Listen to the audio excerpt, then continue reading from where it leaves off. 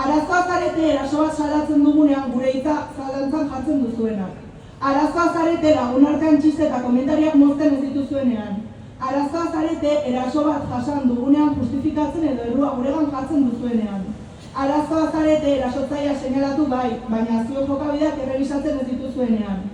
Arazoa zarete feministok urteetan zehar salatzen gabiltzan indarkeriaren aurrean erantzunkizunik hartzen ez duzuenean.